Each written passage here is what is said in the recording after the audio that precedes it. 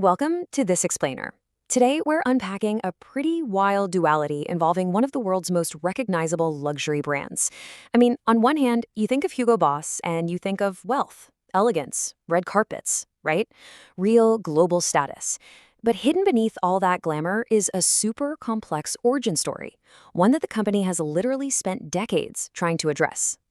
Okay, let's dive into this. We're going to trace exactly how a desperate, bankrupt tailor, holding on to nothing but 6 sewing machines, somehow managed to lay the groundwork for a multi-billion-dollar fashion empire.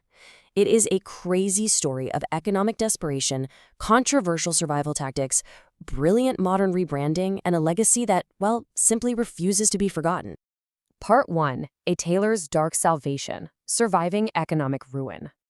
So, to really understand this empire, we have to rewind to 1885. We start with a young Hugo Boss, who grew up in a German town famous for textiles. He had this dream of running his own tailoring factory. But right as he was getting off the ground making workwear, he ran into a staggering hurdle.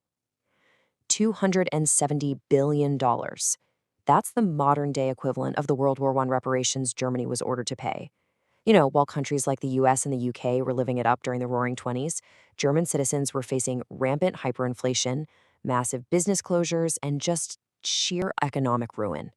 And then the Great Depression hit, making a bleak situation entirely desperate. People were literally burning money just to stay warm.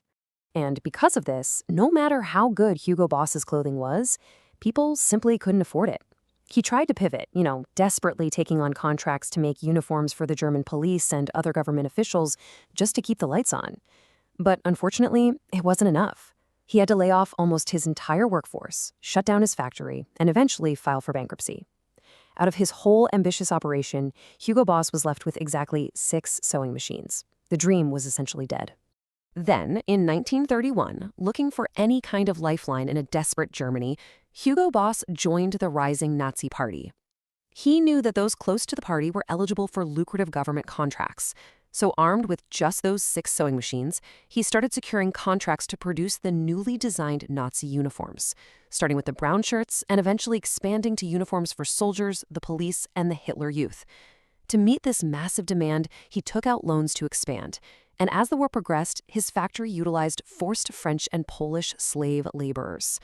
As this historical researcher's quote highlights, while the contract saved his business, Hugo Boss was an active follower and financial beneficiary of the party. He even reportedly kept a photo of himself with Hitler hanging in his apartment.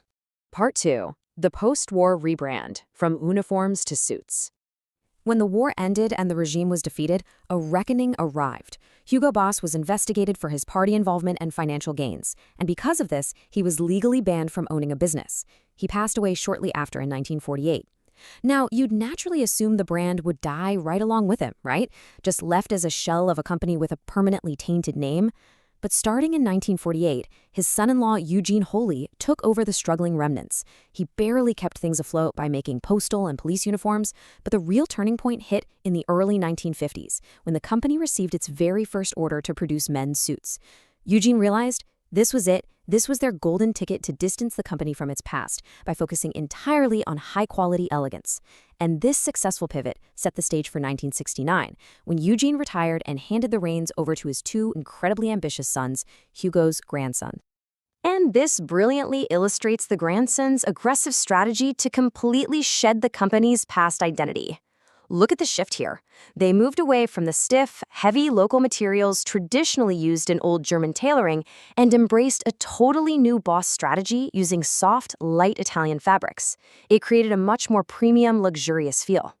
Plus, they did something almost unheard of for a proud German company at the time. They outsourced their manufacturing abroad. They completely modernized the entire operation and shed the founder's legacy to focus purely on post-war excellence. Part 3. Building a global empire, the Yuppie era. Having deviated so far from their origins, the brothers decided a major rebrand was absolutely necessary. They dropped the first name, rebranded simply as Boss, and launched this massive 1980s marketing blitz. It was perfectly timed for the emerging yuppie movement, where young professionals were eager to look like wealthy CEOs. They plastered their logo on Formula One race cars and paid top dollar to hire Sylvester Stallone as the ultimate poster boy for their suits. This aggressive push led to their first U.S. sales in 1976. By 1985, they capitalized on their wealthy audience even more, launching the highly profitable Boss No. 1 fragrance. Shortly after, they listed on the German stock exchange, becoming worth more than all other German menswear manufacturers combined. Then, in 1989, exhausted but wildly successful, the brothers cashed out, selling their shares to a Japanese company. Part 4. Surviving Economic Turmoil. The 1993 crash. So it turns out the brothers cashed out at the absolute perfect moment, because very shortly after, that high-flying yuppie era died abruptly. By 1993, Hugo Boss stock had plummeted to less than half its value. To prevent a total collapse, the new owners executed a brilliant three-step triage strategy.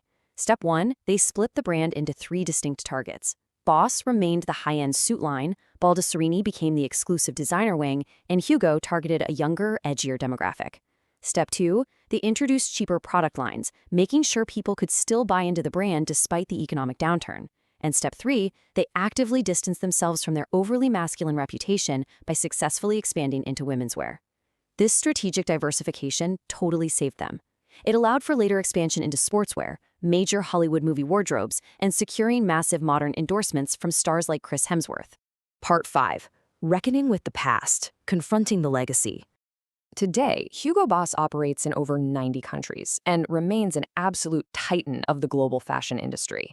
But despite their glittering modern success, completely suppressing the dark origins of a founder is nearly impossible in the digital age. Now, what's really interesting here is how it proves the brand can never truly escape public reminders of its past. Take the 2013 GQ Awards, for example, an event directly sponsored by Hugo Boss. Comedian Russell Brand went on stage and delivered this incredibly blunt quote directly to the audience. He blatantly called out the brand's history of manufacturing Nazi uniforms right in front of the fashion elite. It was a massive PR headache.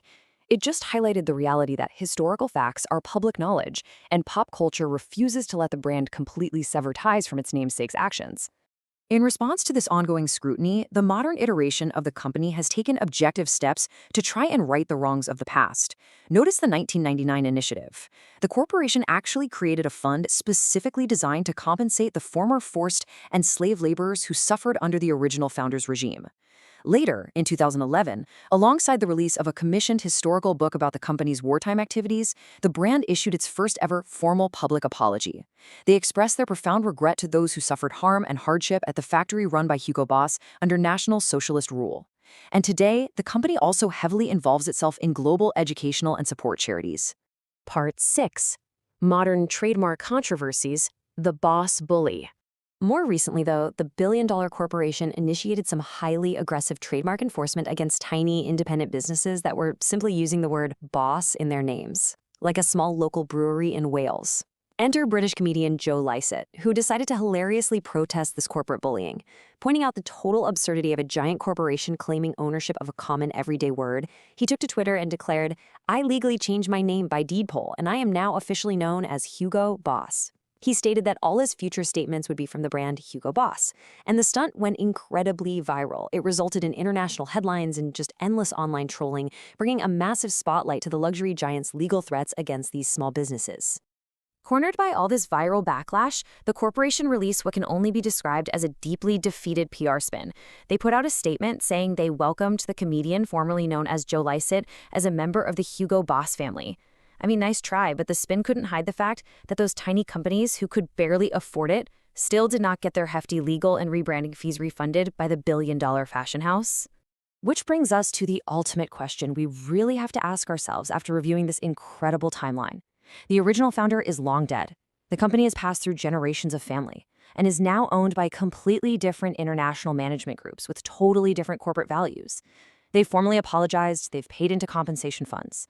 But on the flip side, the luxury brand still proudly bears the exact, literal name of the man who profited immensely from those dark wartime realities. So I leave you with this to ponder. Should the historical actions of a founder dictate how we view the modern corporate entity today? Thank you so much for exploring this fascinating source material with me on This Explainer. Keep questioning, and I'll see you next time.